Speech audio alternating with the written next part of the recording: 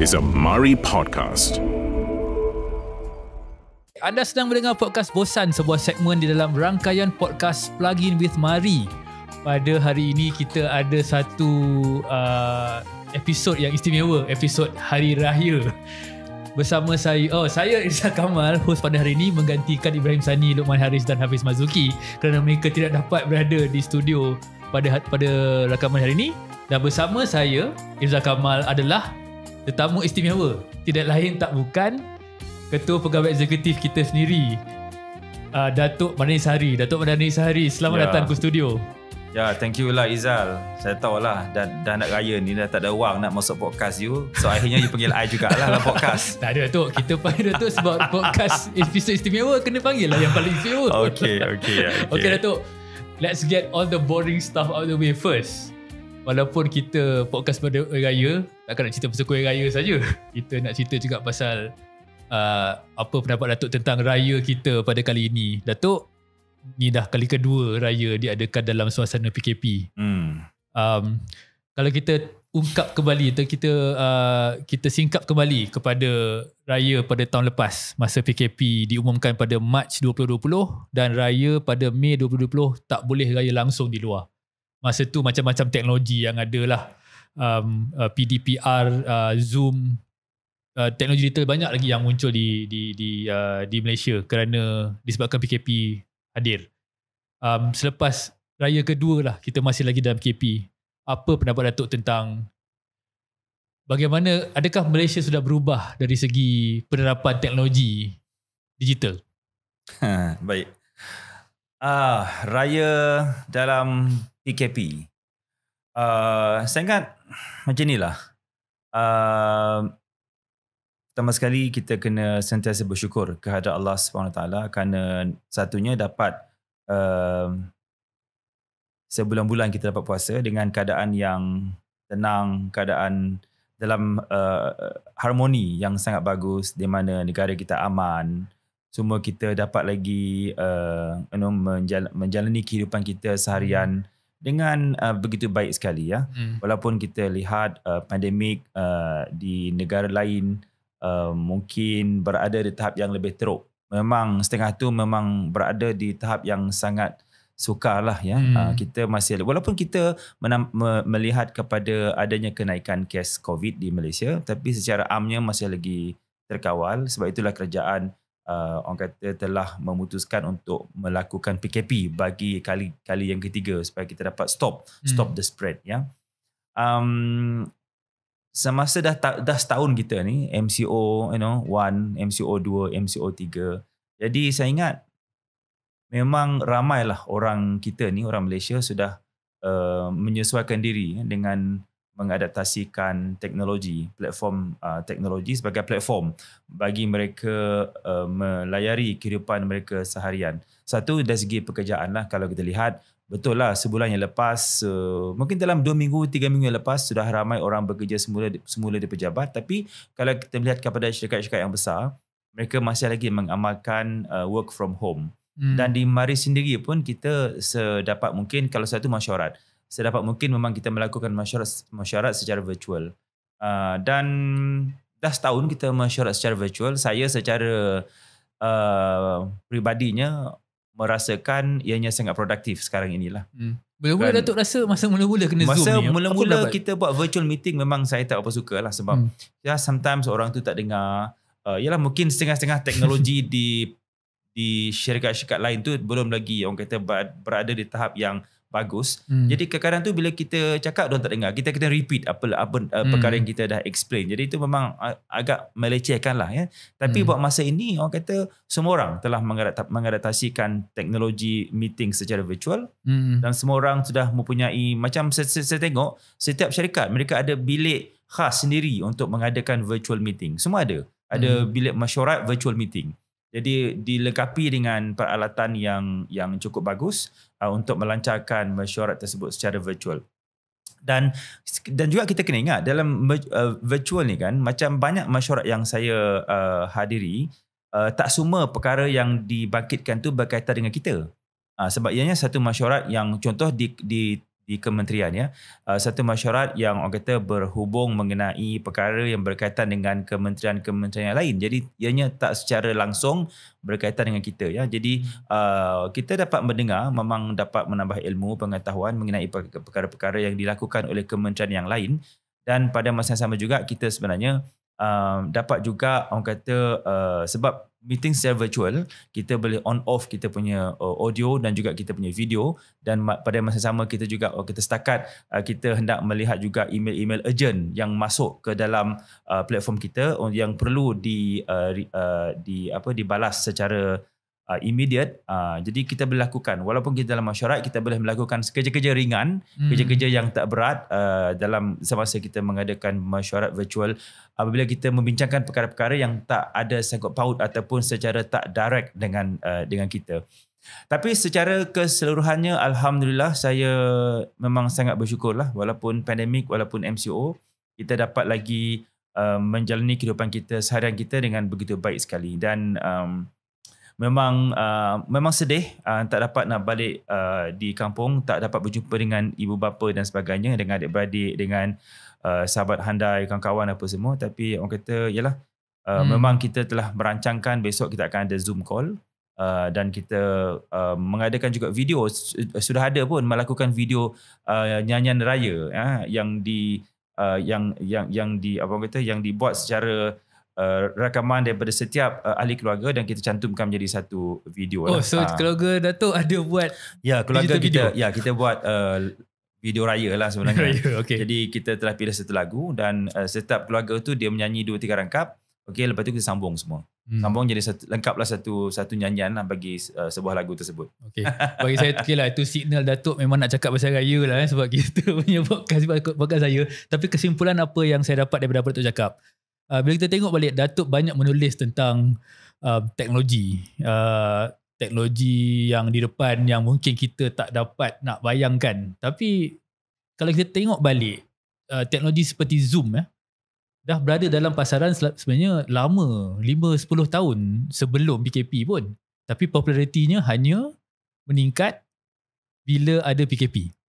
Jadi ini menunjukkan, adakah Datuk kongsi pendapat saya bahawa teknologi ni dah ada, tapi memerlukan bagaimana manusia itu sendiri perlu mempunyai keperluan ataupun pandangan yang dia perlu gunakan teknologi tu dan boleh gunakan teknologi tu sebelum teknologi tu dapat diaplikasi secara berkesan.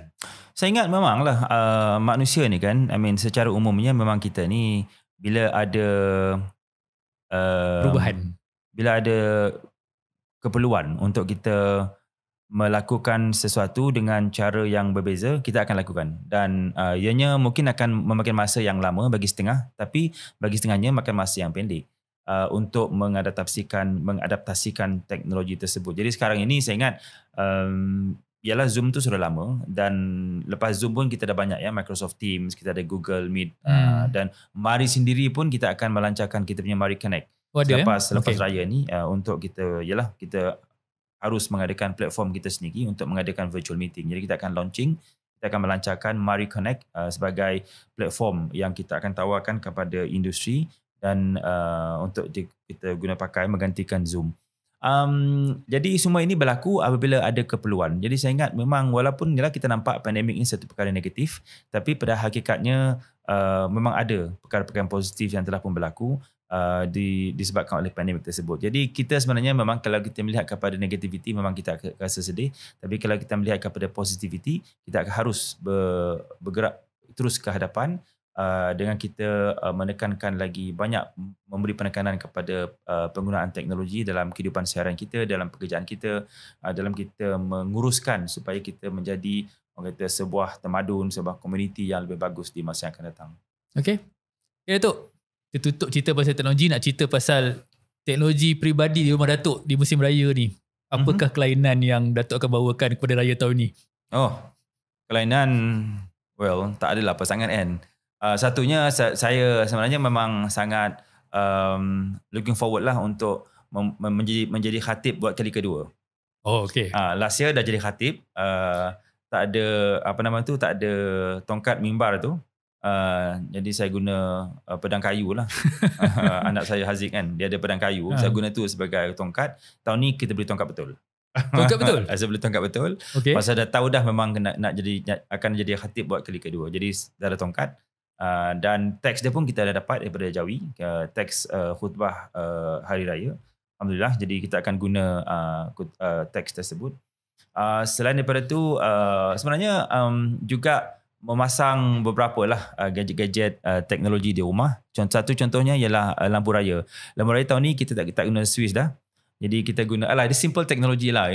Saya guna sunset dengan sunrise. Sunset dia menyala, sunrise dia tutup lah. So just clock kan, time kan the on and the switch in and the switch off dengan the sunset dan juga the sunrise lah. Okay, it's a simple technology tapi kita guna pakai. So the children kan, my children semua seronok lah kan, especially macam yang the 12 years old Dina tu, dia sangat seronok lah bila ada lihat pemakaian teknologi tersebut kan.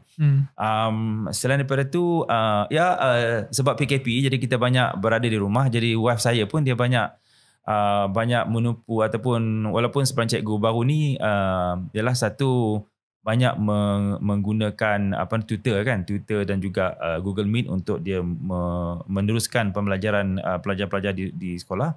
Tapi pada masa yang sama, pasal memang selalu berada di rumah, jadi dia pun telah memulakan minat untuk bercucuk tanam lah dari segi bunga-bungaan, tanaman lah kan sebagainya lah. Jadi saya beritahu dia guna teknologi lah untuk kita mengetahui sama ada air mencukupi ataupun dia punya fertilizer tu mencukupi. Jadi kita guna IoT device, kita guna sensor, kita tanamkan device IoT tersebut dalam tanah, dalam pasu, dan ianya memberi signal lah kepada wife saya sama ada air mencukupi, sama ada dia punya fertilizer mencukupi dan sebagainya. Jadi senang untuk dia menguruskan dia punya pokok-pokok di luar sana lah, di luar rumah lah. Jadi saya ingat yalah, ini semua kita adakan sebab yalah ada keperluan kan, ada keperluan. Jadi yalah dia dah invest dalam pokok-pokok dia tu. Jadi tak maulah benda pokok-pokok tu jadi tak baik kan. Baru ni dah 2 tahun kita tanam pokok nanas, tak tumbuh-tumbuh. Tahun ni tadi dia tumbuh. Sebiji nanas manis pula tu. Jadi saya ingat pasal kita guna teknologi kot. Pasal kita letak sensor dalam tanah, kita tengok sama ada tanah tu cukup dengan fertilizernya, cukup dengan air dia dan sebagainya. Tahun ni tiba tumbuh nanas tu tersebut. Yang kita dah makan pun dah memang manis. Cantik lah time puasa, time raya ni. Okay. So what is a typical raya in the Madani household? I mean, technology aside. Biasalah kita bangun awal dan kita akan breakfast dululah. Lepas solat subuh, semua mandi dan lepas tu kita akan breakfast dulu sebab disunatkan untuk kita makan dahulu kan. Dan juga secara logiknya kita memang dah sahur selama sebulan. Jadi memang kita bangun selepas subuh tu memang akan rasa lapar. So kena makan dulu sebelum kita kalau dulu pergi masjid, dan pada tahun ini macam tahun lepas kita akan berkumpul di rumah lah. Kita orang 6 orang sajalah untuk kita mendengar khutbah lah daripada saya. Okay. Lepas tu kita ambil gambar apa semua dan kita Zoom call dengan ahli keluarga yang lain. Mak saya dinilai, adik-beradik lain ada di KL, ada ramainya di KL dinilai, dan juga ada 2 orang di Sarawak. Jadi kita akan Zoom, dan sound di Johor. Kita akan Zoom call selepas semua. Pada tahun ni kita akan Zoom call sekitar jam 10 pagi. Jadi semua akan ber-Zoom call. Dan keduanya duit raya lah. Kita tak lagi duit raya. Jadi semua dah bagi nombor akaun masing-masing. Jadi semua dah masuk transfer dalam akaun masing-masing untuk ialah cuma pada masa raya nanti kita akan declare lah berapa kita bagi satu seorang. Datuk Melani kita ni sebenarnya daripada Sarawak. Datuk, kalau raya di Sarawak dulu, beza tak dengan di KL? Dulu semasa saya kecil lah, memang raya ni satu perkara yang sangat seronok lah. Sebab apa? Sebab di Sarawak sana kalau raya ni memang semuanya serba baru. Betul lah lagu. Sampai lagu je dia kata serba baru tu kan, memang betul. Kalau kat Sarawak memang langsir baru, sofa baru. Tu wajib. Lantai pun kena cat, rumah kena cat. Lampu klip tu mesti ada. Memang serba baru lah kalau kat Sarawak tu. Dan memang amat saya sangat meriah sebab di sana tu selagi pintu rumah tu terbuka, maknanya dia open visitors to come into the house. Doesn't really matter lah you also kawan rapat ke tak rapat ke tak apa, everybody is invited to come to the house. So bukan open house is always memang open. House is always open selagi ada lampu klip-klip terbuka dan selagi pintu terbuka. Cuma sekarang ni pintu tutup pasal aircon, tutup aircon, tapi lampu tengok lampu. Masih ada. Kalau lampu tu masih ada waktu malam lah. Kalau siang memang terbuka. Kalau lampu tu masih ada, maknanya rumah tu masih lagi orang kata boleh masuk lah, boleh datang dan boleh visit rumah tersebut. Makanannya jangan cerita lah, kat sana tu memang hebat lah makanan kan, memang bagus lah. I mean, saya satu perkara mungkin sekarang dah biasa dekat sini. Kalau dekat sana tu ada macam apa nama tu, kalau kat sini kek buah, tapi kat sana kita ada panggil satu kek buah juga, tapi buah tu kita dah mashkan dia dengan adunan tepung apa semua. Jadi memang is a black cake lah, tapi full of fruity taste, kismis, all kind of fruits, all mixed together dalam flour tu, dalam adunan tersebut. Dan kek tu kita panggil hati parik. Hati is the heart, hati parik, P-A-R-E-K. Panggil hati parik. Parik ni parik ni apa maksud? Saya pun tak sure apa maksud parik. Hati parik. Tapi yang penting yang uniknya, kuih ni, hati parik ni kalau kita letak kat luar 3 bulan pun tak busuk.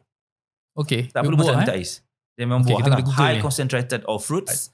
I think fruit tu lah yang menyebabkan kuih tu memang tahan, kek tu tahan lah. Tapi malah kalau saya dulu kalau beraya rumah Datuk mesti banyak makan kek lapis Sarawak. Tahun ni sebab tak boleh ziarah jadi tak berasa tahun ni kan. Okay. Last question Datuk.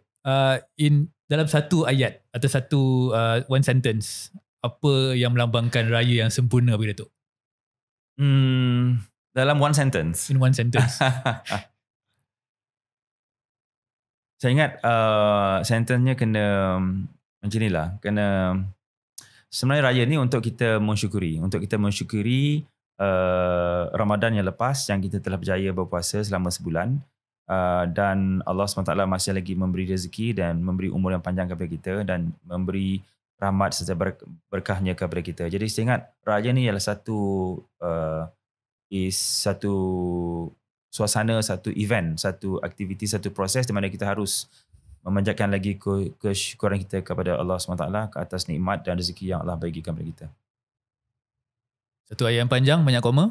Tapi dalam maksudnya, Datuk, pendengar-pendengar kami ingin dengar ada apa-apa kata-kata untuk menyambut raya pada tahun ini daripada Datuk dan Mari. Ya, saya memang banyak melihat kepada kawan-kawan yang semuanya sedih pasal tak balik kampung semua kan. So, tapi kita ialah kita sedih tu memang sedih, tapi something kita kena fight lah. Kita kena fight the feeling sebab we need to fight the pandemic ya. Kita kena fightkan the virus. Kita tak mau jadi macam negara lain yang lagi teruk daripada kita.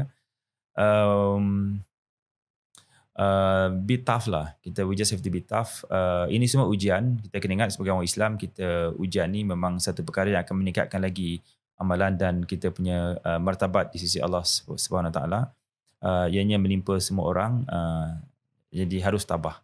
Kita harus tabah dan melihat ke depan dan menjadi lebih positif.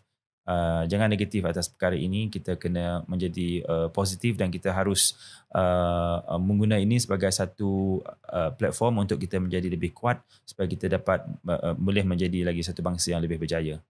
Dengan kata-kata amanat daripada Datuk Mardhani Sahari itu, sampai di sini sahaja episod kita pada hari ini. Terima kasih Datuk Mardhani. Jika anda terlepas mana-mana bahagian podcast ini, anda boleh mendengar di Spotify, Apple Podcast, Google Podcast dan Stitcher atau mana-mana platform saja yang anda mendengar podcast ini.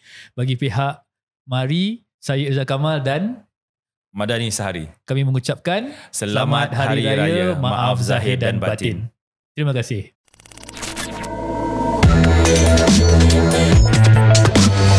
This is a Mari podcast.